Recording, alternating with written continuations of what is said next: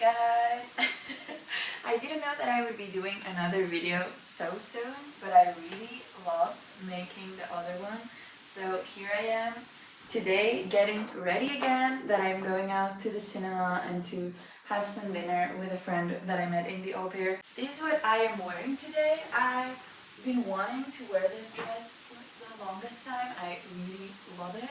But I don't know, sometimes people look too much and it makes me like not be confident enough to wear like dresses and stuff.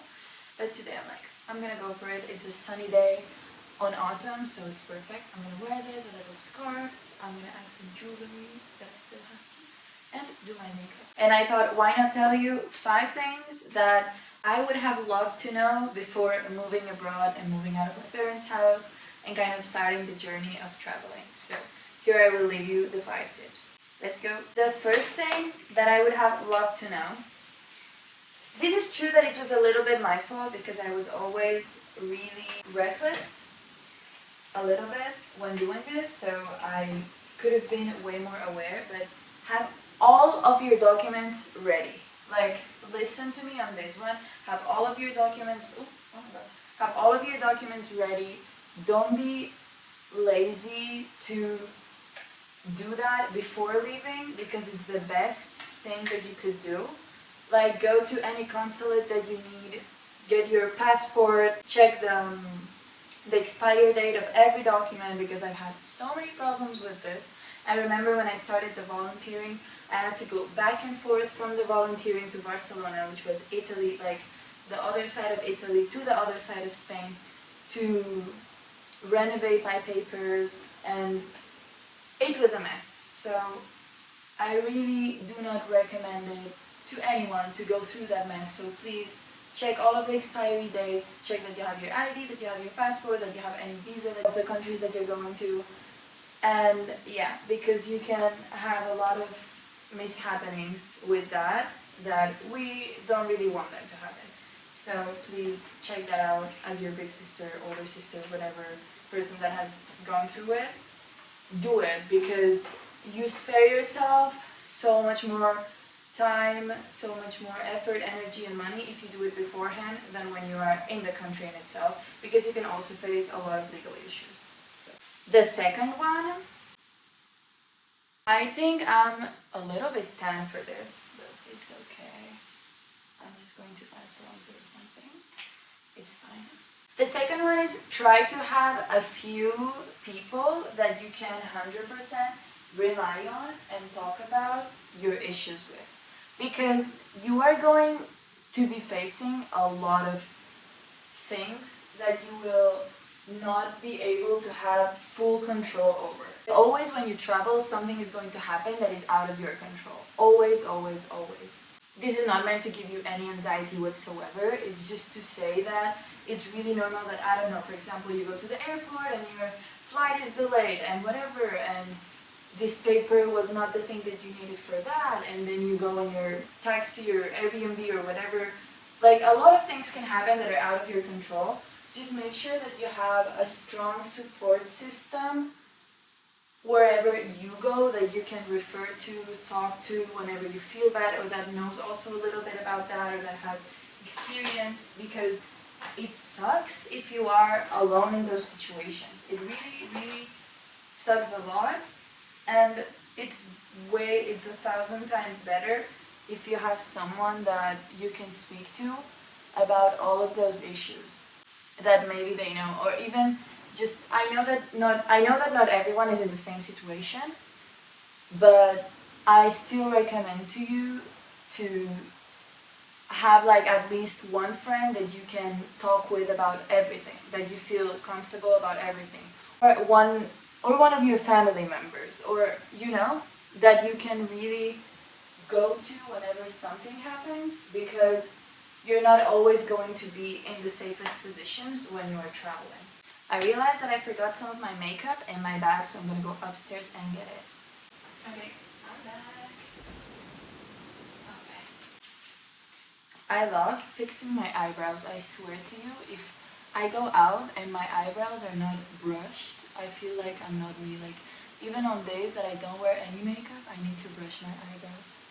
I feel like as someone that doesn't shave my eyebrows, I always need to have them brushed. I don't know what you guys think. Sometimes I think I should maybe like make them thin, like randomly, I don't know, to like kind of change my style a little bit. Okay, I think we've got them. The eyebrows are done.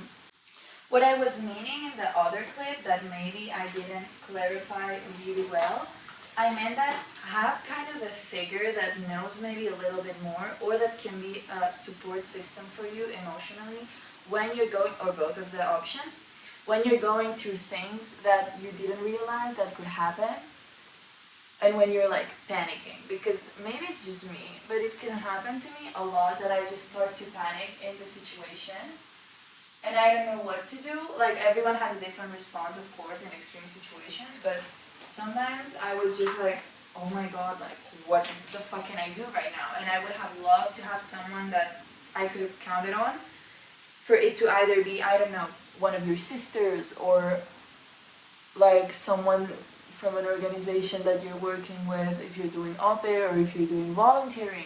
Like it could be anything. Just someone that you trust, that you can go to as kind of a counselor or a guide for you. I am kind of going back to doing my eyeliner with a brush and brown eyeshadow, and I really, really like it. And then I always go over it with this pencil that's kind of a sparkling brown pencil. It's really cute, and it gives like this most subtle sparkle to your eyes, and it's really cute. Maybe a little bit controversial, but if you plan like on doing long-term travels and traveling like to different countries for a long time, like short periods of time, one country and then doing another one, whatever, don't have like a massive luggage, because this is like my Roman fucking empire. It's really, really, really bad, guys, I'm telling you. I always carry like 3 huge luggages and then 6 bags on me, plus a backpack. No, please, like, this one, it's true that I'm getting better slowly, but I totally recommend to you to just have a small little bag, a big one, and then a backpack. Like something like this is a starter if it's something that's really hard for you, to reduce it to at least that, and for it not to be heavy, to be carrying it around. I know it's really cute when we are all the ladies on the train and the big boys come and they're like, okay, I can have you put your bag up, I know. But it's like, no, like sometimes I have to do 6 changes of trains for a travel of like 8 hours. I don't want to be fucking carrying 6 massive luggages with me. So this one I really recommend it to you, to try to reduce as much as you can your luggages, because you're gonna be happy that you made that decision. I understand that it's really, really hard, because you see, of course, sometimes you meet people that live there, so they have their house, they have a lot of clothes, they have a lot of just objects that remind them of home or whatever. But at the end, on the long run, it's better. Like once you are settled and stable in one place, you can do that and like, of course, have your own personal things, obviously. But then if you're planning on traveling long term, I totally recommend to you to just have as few things as possible, because especially me as a girl that I'm like a lot of things, I'm really girly and whatever, it has been really hard for me to travel back and forth from places. This mascara is running out, and I'm trying this one. I know we don't like Essence because it's not that good ethically. I know, but I had bought it already a long time ago, and of course if you have it, you have to use it, in my opinion. But I don't know, it's a bit clumpy sometimes. I think it leaves your eyelashes long, so at least that I'm gonna do it in the mirror. I take a lot of time on my eyelashes because it's like the feature that makes me pop more, but I think I like this mascara. This one is a little bit controversial. I mean, it's not controversial, but it's kind of a heads up that I would give to anyone that's like a black person or a person of color going to another European country, especially on the north part of certain European countries, for example, Italy. Racism. You have to be aware of the amount of racism that you can face. And me, it's true that I know I'm aware of that. I know I'm pretty white passing, and I'm not someone that I talk a lot all the time about my culture, because it's true that I'm also Spanish, so sometimes I resonate more with my Spanish part, but I'm still fucking African, and I'm still Moroccan, and I'm still an immigrant, so of course it will affect me. And you will face that racism. I did not expect, for example, how much racism I would face here in Italy. People have a lot of sentences integrated in their day-to-day life, or things because of miseducation, or things because of the government that pushes them. I mean, I don't want to justify it at all, because I also taught myself a lot of things about racism, and I think if you are someone that's conscious and empathetic, you should take part and not just blame, oh, because it's because of the government teaches them these things, that's why they are this way. No, everyone can learn by themselves what things are good and what things are bad in society, and how to respect people, but just be aware that it's something that you're gonna face. Make sure that you have a strong foundation with who you are at your core, and how you feel about yourself and how you feel about your culture, because sometimes facing those things constantly, it can be really hard on you, and it can have a bigger impact than you think on your life. Because at the end, you see that it's not just a sentence, it's a way that they're choosing to approach you. So at the end, they can exert that in ways to limit you, and they don't even realize it. But it's still bad, because they are racist and they know. Be aware of this, be aware of who you are, be aware that there's nothing wrong with you, that we are better than all of those people combined, as a dear one of mine told me once. We are great people, and whatever, like, in any way that we are valuable, and we deserve fucking respect, and that's it. And you should not, of course, you're going to be sometimes in situations where there will be a power imbalance, where of course if you are with an organization that can say those types of comments, and it's the organization that's supposed to take care of you, for example, you have to be really careful with what you say and all of that, and I understand. Like, I also, of course, sometimes don't say too much because I'm afraid, because I know there's this power imbalance, as I've said before. But when you go back home after suffering that kind of microaggression or aggression, just think to yourself your purpose, who you are, what you're doing, and how they are just fucking shit people. And never forget that. Like, you didn't do anything bad to anyone to deserve that, and they are the shit ones in the situation, and just have that really locked in your mind. Because you will need that reassurance from yourself, because only you will know how you feel in those situations. You deserve to be understood in those situations, you deserve someone to hear you. So if you feel like you have struggled with that, go and refer to someone, the person that I was saying before, or the people that I was saying before, to help you and to make you feel better and reassure you in those situations. But if unfortunately you don't have that, please make yourself your biggest foundation of reassurance, because only you at the end will be able to give that to yourself. I will dive into that more in other videos. A lot of times that can be even a white person, the person of reference. Moroccan people, for example, that also struggle with both cultures, whatever, that really shame me for a lot of things that I do, and for a lot of ways that I decide to live my life that is different from theirs. So just don't be afraid to be judged also by your own community, because sometimes even our communities don't know what the fuck they are saying, what they're doing.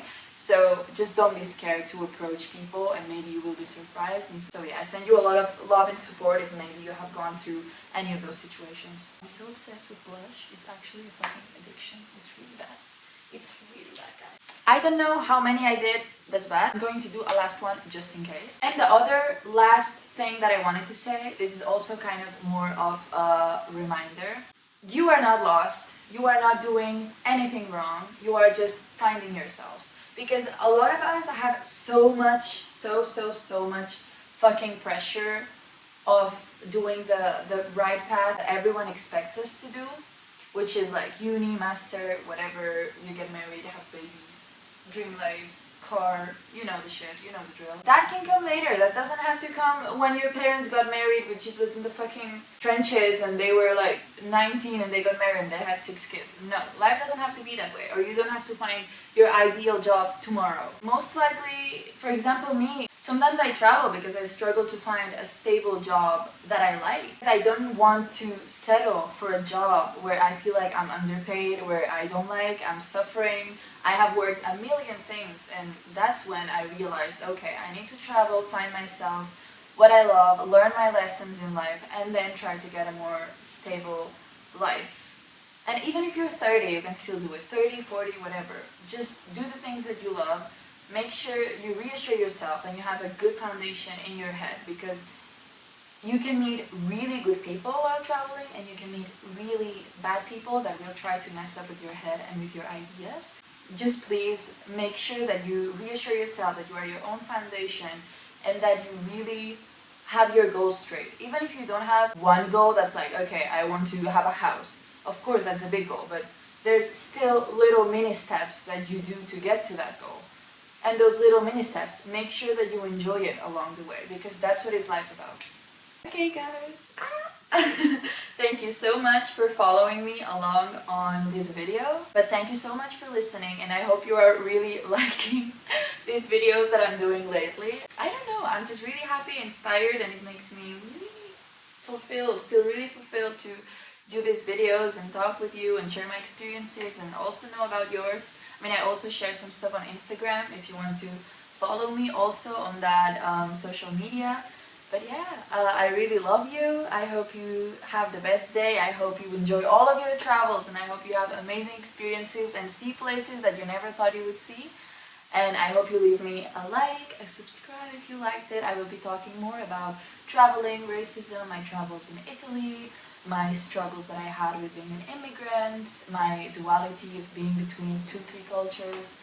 And yeah, follow me on my other social media where I'm really active, and I really love you and I wish you the best day possible.